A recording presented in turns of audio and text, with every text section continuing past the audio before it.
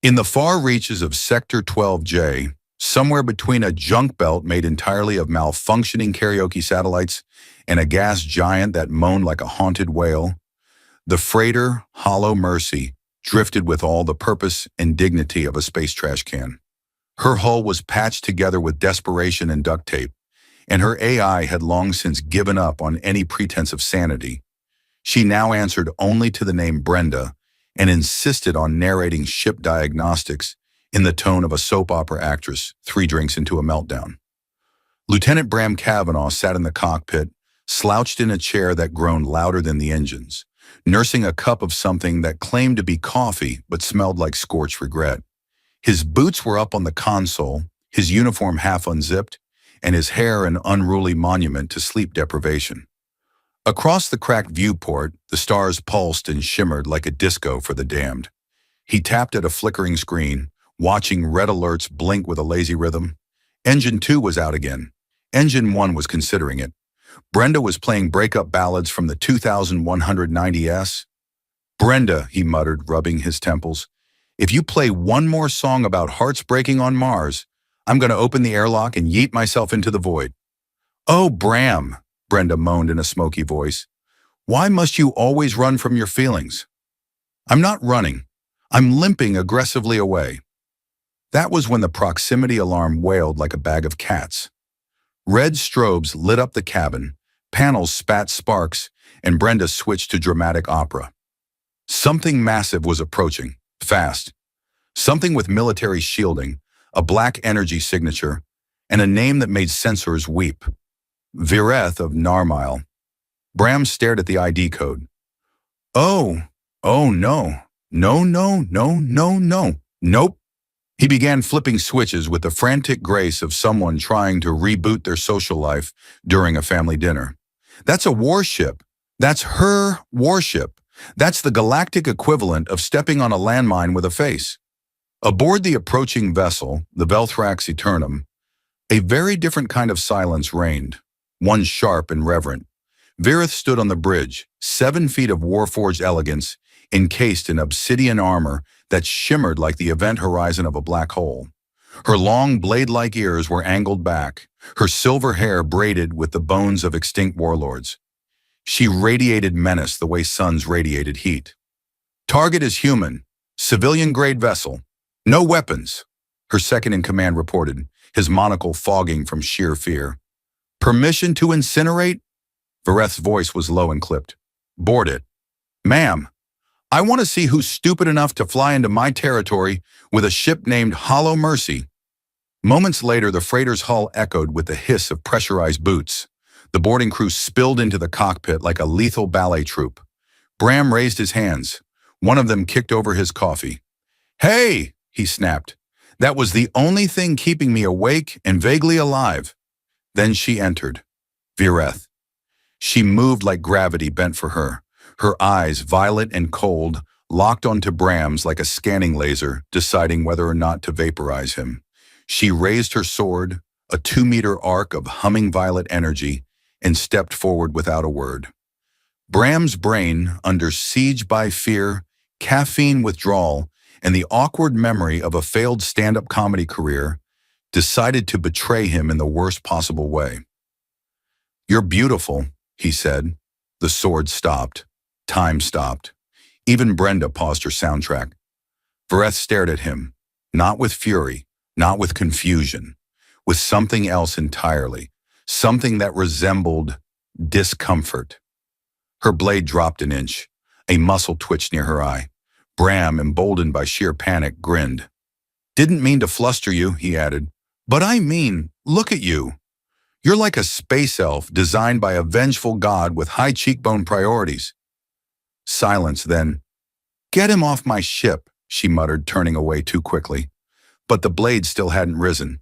There were at least 16 documented ways to die aboard the Velthrax Eternum, 18 if you counted accidentally complimenting the commander, and laughing at the amphibian with the monocle. Bram Kavanaugh, fully aware of his rapidly shortening life expectancy, now sat in what he assumed was a brig, though it looked more like a sterile art installation with too many corners. He'd been left alone mostly. No interrogations, no torture, just silence, and the distinct hum of alien fluorescent lighting designed to slowly drive humans insane. The walls blinked at him occasionally. He blinked back, because he wasn't about to lose a staring contest to architecture. The door hissed open with a little too much menace, and in came Droth, Vareth's second-in-command, whose species, something involving 6 eyes and an evolutionary grudge against symmetry, made Bram's brain hurt just looking at him. Droth wore a pressed military uniform, boots shined to a mirror sheen, and the aforementioned monocle, which seemed to have no optical purpose beyond dramatic effect. "You are the human," Droth said, his gills fluttering with distaste. Bram gave a finger-gun salute. "Bram Kavanaugh, first of his name, wearer of unmatched socks. You are the fish?" "I am Lieutenant Droth Kinzale, scion of the reclaimed reef, devourer of the false coral, advisor to the commander." "Wow," Bram nodded. "And I thought my resume had fluff." Droth blinked all 6 eyes in sequence. "I am here to determine the reason you are still alive." "Same. Thought maybe this was some elaborate dream, or a really experimental dating sim." A small mechanical sphere hovered into the room. An observation drone, probably. But its little camera lens tilted in a way that reminded Bram uncomfortably of someone eavesdropping with popcorn. Meanwhile, somewhere much higher in the Dreadnought's command tower, Vareth stood alone, staring out at a starfield that shimmered like cold diamonds. Her hands were folded behind her back, but one finger tapped, once, twice, against her gauntlet. She did not understand what had happened. The words, the pause, the drop in her arm. She'd survived assassination attempts, psychic warfare, even a 19-hour negotiation with the slime syndicates of Othuan Prime. But this, human had told her she was beautiful. Beautiful. What an idiotic word. Decorative, frivolous, irrelevant to war. And yet, he had meant it. There was no fear in his eyes, no strategy, just raw, maddening sincerity. That kind of sincerity hadn't been aimed at her in decades. Most beings quaked or saluted. He had smiled. She hated that she remembered the shape of that smile. Back in the brig, Droth was still trying to get information. "You must have ulterior motives," the fishman grumbled. "Perhaps telepathic subversion. Our analysts are studying your phrasing. Good luck. I once tried flirting with a telepath, and she blocked me mid-sentence. Are you a spy?" "Nope. Mediocre freighter pilot, part-time translator, full-time disappointment. You've got the wrong guy unless you're looking for someone who can quote 27 seasons of Battlebark, The Space Poodle Wars." Droth let out a disgusted sigh through his gill slits. "This is a waste of energy," he muttered. "You should be disassembled and recycled." "Romantic," Bram said. "Do you say that to all your dates?" At that precise moment, the door slid open again. Vareth entered, and everyone in the room, including the floating drone, froze. She didn't speak at first, just stared. Her gaze drifted to the sword at her side, then back to Bram, then lower, to his boots, one of which had a smiley face drawn on it in faded marker. "You are awake," she said finally, voice carefully neutral. "Physically, yes. Mentally, I left the building days ago." Vareth approached. Bram flinched, only slightly, but enough for her to notice. That irritated her more than it should have. "Explain your words." "What? You're beautiful?" "Yes, I meant them, which is wild, I know, given the homicidal entrance, but hey, you've got presence." Her jaw tightened. "Presence? You walk into a room and the room's like, oh no, she's here." That kind of presence. There was a pause, an actual full second of silence. Then, Droth gasped. The drone whirred in alarm. Vareth turned and walked out. Her sword never left its sheath. Bram looked around. Did I just survive a second encounter with a galactic warlord using sarcasm and misplaced charm? "Statistically improbable," Droth croaked. "You are cursed or blessed, possibly both." Bram leaned back against the blinking wall, grinning like a man who just bet his life and somehow won with a pair of threes. "Yeah, that's pretty much how I get through life." In the hours that followed Vareth's inexplicable retreat from the interrogation room, A curious kind of panic swept through the command decks of the Velthrax Eternum. Not panic in the traditional, limbs-flailing, alarm-screaming sense, but the quiet, icy, administrative kind. Protocols were reviewed, security audits doubled. The AI caretaker of the warship, a delightfully bitter entity named XAR-9, initiated a full soul-deep diagnostic of the commander's neural frequencies, just to be sure she hadn't been body-swapped or infected by some sort of charm parasite. She hadn't, which made it worse. Vareth's quarters, a minimalist shrine of war trophies and polished weapons, now echoed with an unfamiliar sound, her own pacing. The floor was engineered from vibration-absorbing alloy, yet somehow each step still sounded like a quiet challenge to the universe. She couldn't sleep. She never needed to. Her species had evolved beyond traditional rest, relying instead on a hyper-efficient neural stasis. But that night, her mind refused stillness. Every time she closed her eyes, she saw the human's expression. Not mocking, not afraid, just warm. He had smiled like he meant it. She hated how it had clung to her. Meanwhile, Bram had been upgraded to a guest cell, which was to say they gave him a chair that didn't actively stab him when he sat down, and the lighting now only blinked in 2 colors instead of 7. Droth dropped by again, bringing with him a tray of food cubes that looked suspiciously like erasers. "Breakfast," Droth announced, placing the tray down like he was presenting evidence. "Great! I love when food has the texture of conspiracy," Bram said, poking a blue cube with the caution of a man who once tried alien cheese and hallucinated his own birth. Droth narrowed his eyes, or the top set anyway. "You are receiving treatment far above your value. Must be my charming personality, or maybe the commander's a fan of tired sarcasm and asymmetrical jawlines. Do not flatter yourself. The commander is immune to romantic distraction. Yeah, I got that vibe. Right around the time she almost sliced my spinal column. But it wasn't quite true, was it?" Droth remained silent for a long moment, then sighed through his gills.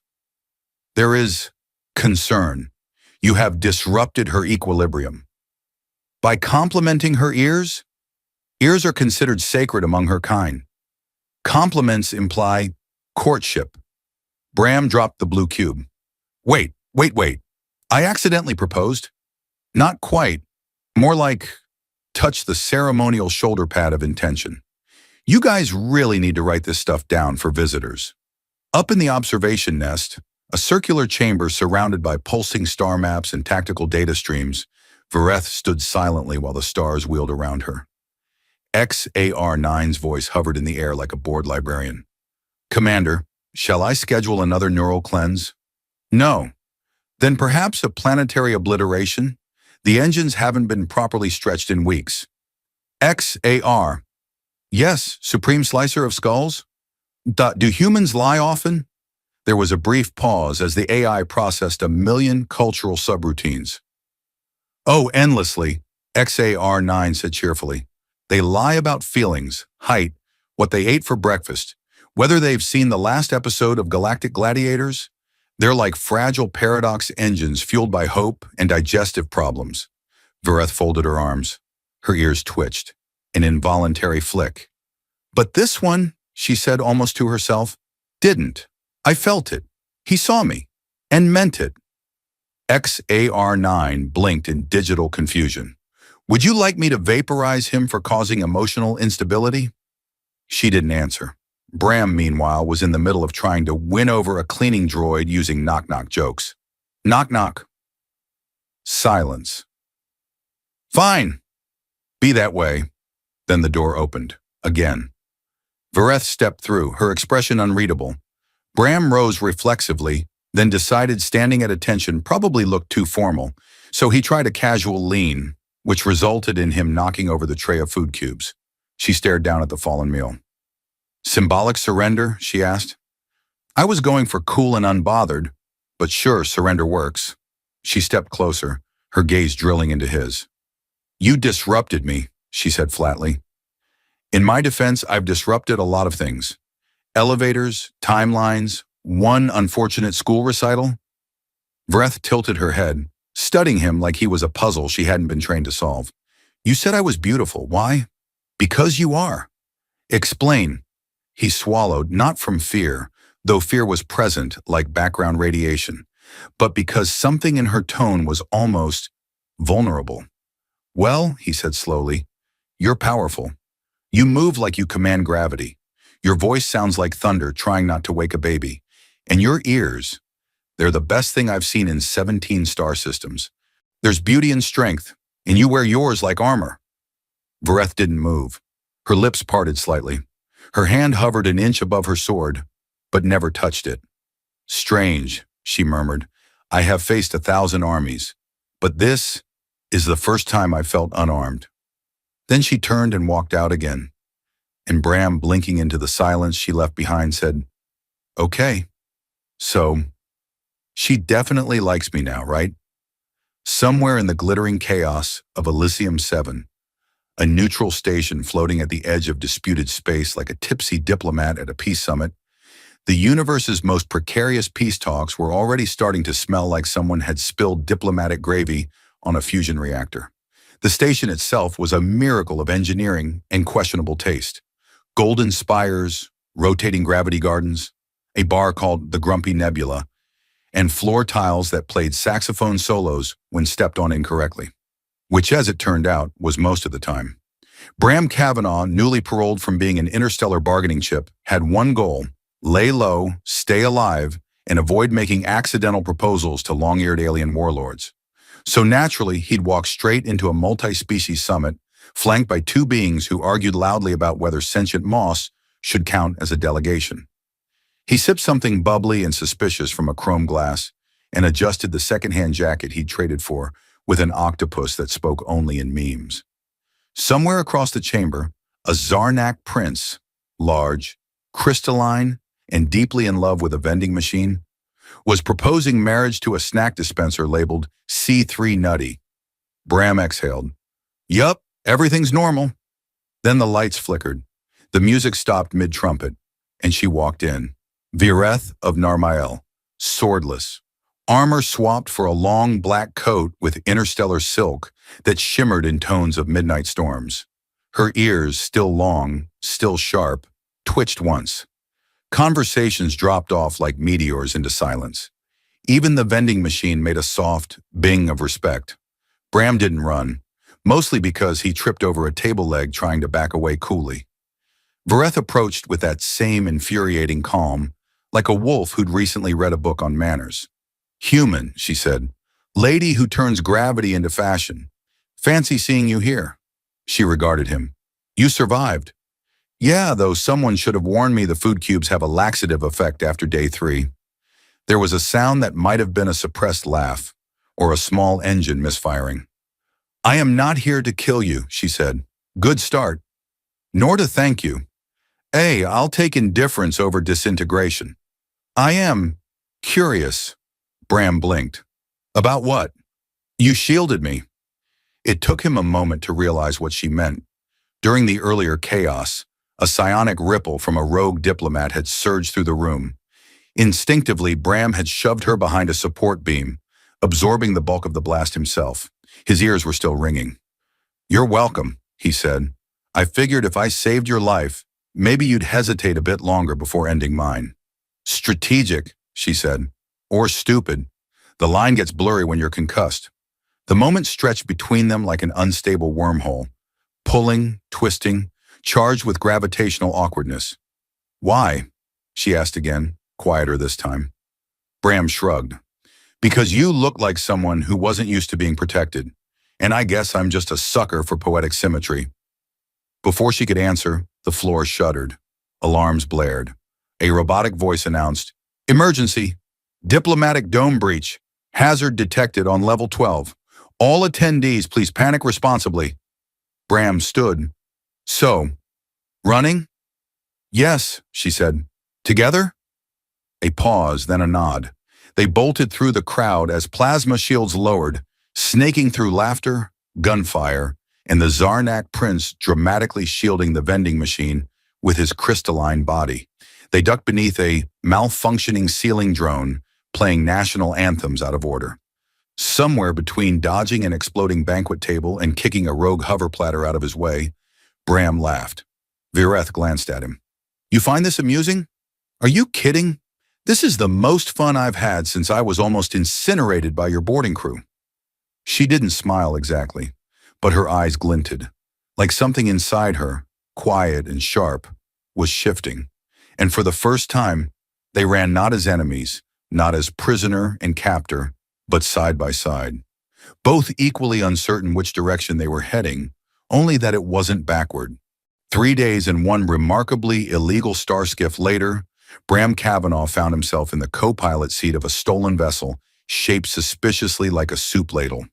The ship, an outdated Zenth-class garbage hauler retrofitted for tactical evasion, red painted black and held together by stubbornness, drifted through uncharted space between the Veil Nebula and a gravitational anomaly nicknamed the Cosmic Shrug.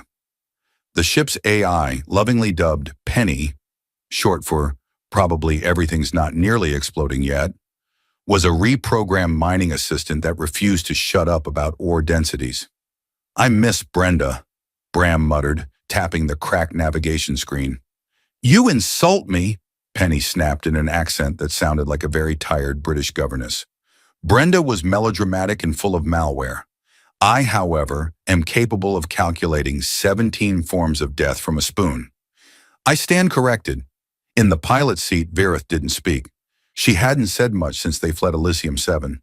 She simply sat there, still as a statue, long ears flicking now and then like antennae catching frequencies Bram couldn't hear. Her fingers danced over controls with surgical precision. She flew like she'd been born in vacuum. Still not mad about the soup ladle design? Bram asked. It has low visibility and thermal dampeners. The shape is irrelevant. Come on, it looks like it was built by kitchen appliances with dreams. Her eyes slid toward him. You name your vessels after concepts like Mercy. You cannot lecture me on design. Point. They cruised through asteroid fields and forgotten convoys, crossing light years of silence between stars. There were no alarms, no enemy signals, no declarations of war, just the steady hum of engines and the occasional ping from Penny announcing nearby debris or interesting spatial mood shifts. Eventually, Bram broke the quiet. So, where exactly are we going? To the Forgotten Belt, Vireth said without looking at him. Sounds charming. Is it next to the misplaced trousers system? She allowed the smallest twitch of a smile. There is an artifact there. The Shard of Velcor. Let me guess. Shiny, mysterious, glows ominously. It can sever blood oaths. That sobered him. Yours? Vireth nodded. Her voice grew quieter.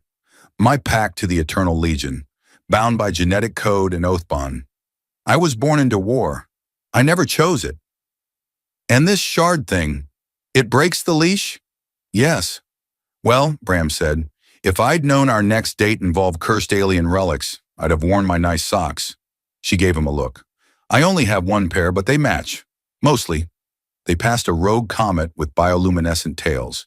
It flared silently behind them, like a cosmic fireworks show thrown in their honor. Later, over a meal made of rationed paste and something Bram swore was moving when he blinked, they sat in the cramped galley. He watched her eat with careful, deliberate motions, like every action was part of a dance she no longer had the music for. You ever think about what you'd do if you weren't a galactic warlord? He asked. She paused. No. Come on. No dreams of opening a bakery, joining a ska band, becoming a space pirate with a moral code and cool boots? I have boots. Touché. Vireth looked up, eyes softer than he'd ever seen. I don't know who I am without war, Bram. I was made to be a weapon. Yeah, he said quietly, but even weapons can decide what to fight for. The silence between them wasn't awkward now. It was full, heavy, honest. Then Penny cut in. Approaching target coordinates. Artifact site within gravitational storm cluster. Also, there is a 63% chance we will die. Bram stood. Only 63? That's practically vacation odds. As the ship angled toward the churning storm, a kaleidoscope of ion clouds and lightning shaped like serpent coils, Vireth gripped the controls. This may be difficult. You're telling that to a guy who once got dumped during a shuttle crash. Let's fly. And together they plunged into the storm. The gravitational storm wrapped around them like a living thing, a writhing incandescent serpent of ion-choked clouds and electromagnetic tantrums. Light fractured into knives outside the cockpit, and the soup ladle-shaped skiff groaned in protest, its hull vibrating with the sound of imminent structural regret. "Is it supposed to be this bitey?" Bram yelled, clutching the edge of the co-pilot seat as lightning spiraled past the viewport in colors he was pretty sure had no names. "Yes," Vareth said calmly, both hands on the flight yoke. Her long ears twitched, reading shifts in gravitational pressure like tuning forks. "Hold on to something, or scream, whichever helps." He did both. Inside the ship, Penny was doing her best impression of a nervous librarian having a breakdown. Structural integrity at 72%, hull stress rising, proximity to black hole fragment increasing. "Shall I initiate pre-mortem flashback montage?" "Not unless it includes good hair days," Bram snapped. Through the chaos, Vareth guided the ship into a narrowing funnel of dark matter and plasma, descending toward a glowing shard of obsidian suspended in the eye of the storm. The shard of Velcor didn't look like much, just a sliver of black crystal floating serenely in the madness, humming with ancient power, and a slight hum that sounded suspiciously like a choir, tuning their instruments for doom. Bram peered at it. "That's it? Doesn't look cursed enough." Vareth slowed the ship. "Its energy signature is woven through time. The closer we get, the more it reacts." "Reacts how?" Right on cue, reality hiccuped. The ship flickered. For a breath, everything shimmered. Then Bram was standing in a different place entirely. The galley, then the cargo bay, then his childhood bedroom, complete with the embarrassing posters of holographic rock bands and a lava lamp that had once tried to become sentient. "Okay, nope," he muttered, "not ready to face the puberty years." Reality snapped back with a lurch. He was in the cockpit again, gasping. Vareth looked paler than usual, her lips tight. "It's testing us," she said, "feeding on memory, weakness, regret." "Oh, good," he said, panting. "A judgmental space crystal. Just what I needed." She rose. "We go on foot." They donned suits with pulse thread shielding and exited into the storm's eerie calm center. Gravity bent unnaturally here, and the sky above twisted in impossible spirals. The shard floated above a dais of carved obsidian, marked with glyphs that pulsed with ancient sorrow. Vareth approached it slowly. "It requires blood," she said.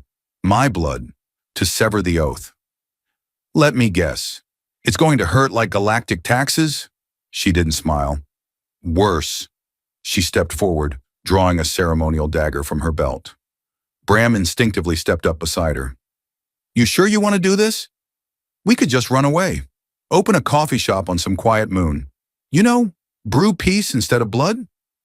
"I was forged in war," she said, voice low. "But I am tired of being a sword." With a fluid motion, she cut her palm. The blood shimmered like liquid stars, falling in slow arcs onto the stone. The shard screamed, not with sound, but with memory. Vareth staggered, her eyes glazed, her breath hitched. Bram grabbed her shoulders. "What's happening?" "She's reliving," Penny's voice crackled over the comm. "Her past. All of it. Every kill. Every war. Can we stop it?" "No," Vareth whispered. "I must see it all." She fell to her knees, trembling. Bram knelt beside her, arms around her, grounding her in the now. He didn't speak, didn't joke. He just stayed. Moments stretched. Light shifted. Then, the shard cracked. A sound like a breaking oath echoed through the storm. The sky stilled. Vareth collapsed into him, weak but breathing. Bram held her as the storm unraveled around them, the ancient structure crumbling in peace. She looked up, dazed. "It's done," and he, smiling with quiet awe, said, "Told you. We're rewriting your story." Above them, stars blinked like applause. A year later, the stars above the moon of Elira drifted like slow music, soft, lazy constellations winding their way across a velvet sky. The planet below was mostly water and luminous fungi, with bioluminescent forests that sang at night and sea creatures that told jokes in bubbles. It was a quiet world, a forgotten world, A perfect world for people trying not to be found. The hut sat on a cliff overlooking a pale teal ocean. It was cobbled together from recycled ship panels, native wood that smelled faintly of cinnamon, and more solar arrays than strictly necessary. A crooked wind chime dangled from the front, shaped like a blaster, a spoon, and a badly carved pair of long ears. It tinkled softly in the breeze. Inside, Bram Kavanaugh adjusted the flow valve on the tea synthesizer for the 7th time. The machine hissed, beeped, then spat out a glowing green liquid that steamed like guilt. He sighed. "Close enough," he muttered, pouring it into a mug labeled, "Galactic diplomacy is 90% snacks." The door opened behind him. He didn't turn. "You're late, again. I was beginning to think you'd eloped with a vending machine like that Zarnak prince." "No vending machine has properly threatened my life yet," came Vareth's voice, smooth as ever, laced with quiet amusement. She stepped into the kitchen, dressed not in armor, but in a long robe made from woven leaves and tech thread. Her ears still framed her face like elegant daggers, but her posture was different now. Lighter, as if the gravity of the galaxy no longer pressed down on her spine. "Tea?" he offered, holding up the mug. She sniffed it. "Is it supposed to glow?" "Penny says that's how you know it's working." Penny, now housed in a repurposed cleaning droid with googly eyes, rolled across the floor and beeped sassily. "It enhances neural joy centers." "Probably." Vareth took a cautious sip. "Tastes like betrayal and mint." "I'm improving." They sat together on the ledge outside, legs dangling over the cliff. Below, the tide hummed like a lullaby. Fireflies the size of walnuts drifted around them, blinking soft blue. Bram looked over at her. "You ever miss it? The war? The fleets? The reputation?" She thought for a long moment. "No," she said. "I miss certainty. I miss knowing who I was in a single breath. But not the rest. Not the weight. Not the expectation to always destroy what I touch." Bram raised his cup. "Here's to touching things and not obliterating them." She clinked her mug gently against his. They sat in silence a while, watching a satellite fall through the atmosphere like a distant shooting star. Somewhere nearby, a native bird attempted to mimic the sound of a laser cannon. It was only slightly less menacing than the real thing. "So what now?" he asked. "We just keep being happy on a fungus moon?" She smiled faintly. "Happiness is harder than war. It requires constant defense." Bram reached for her hand. She didn't pull away. The transformation had taken time. Vareth had spent weeks after the Shard ordeal learning how to sleep, how to laugh without bracing for betrayal. Bram had built, slowly, gardens, furniture, a weatherproof bookshelf for the 23 holo novels she never admitted liking. He taught her how to dance terribly. She taught him how to dodge plasma knives without screaming like a startled goat. And they talked about everything, about nothing, about what it meant to be free. He had changed too. The wanderer who once measured survival by sarcasm now measured it in mornings and tea and the shape of her silence when she read. He no longer needed to run, and he no longer needed to be the loudest voice in the room because someone finally listened when he whispered. "Do you think the galaxy remembers us?" he asked. Vareth shook her head. "Number. But it doesn't need to." Bram leaned his head on her shoulder. "Good," he said. "Let it tell its stories of heroes and monsters. We'll be the footnote they never saw coming." Above them, the stars shifted, quiet, patient, watching, and the warlord and the wanderer sat side by side, drinking questionable tea at the end of the universe, where no one expected a love story to happen. But it did, and it stayed.